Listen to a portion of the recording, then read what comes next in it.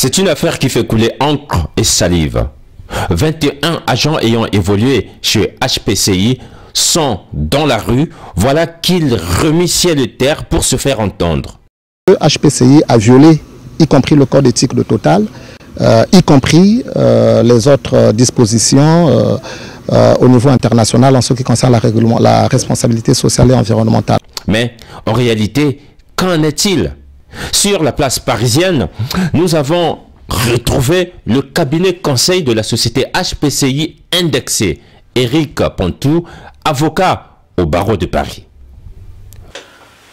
La question est très simple.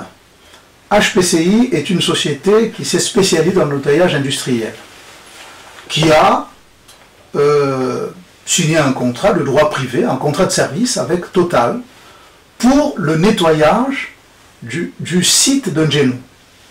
Et à cet égard, il y a un certain nombre de salariés qui travaillaient avec ma cliente, qui ont été licenciés pour des raisons qui sont claires pour nous. Ils ne remplissaient pas un certain nombre de critères, donc leur contrat a été résilié.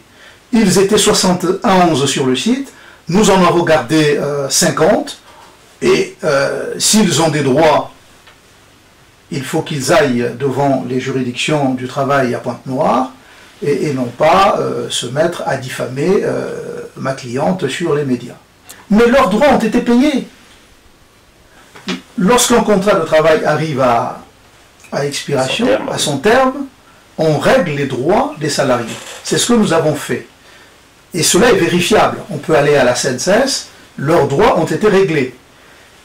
Si par le passé, les anciens employeurs de ces travailleurs ne cotisaient pas aux différents organismes sociaux, il faudra effectivement, c'est assez grave, moi je le déplore, mais la société HPCI a géré ce dossier dans les règles de l'art en respectant les règles du Code du travail au Congo.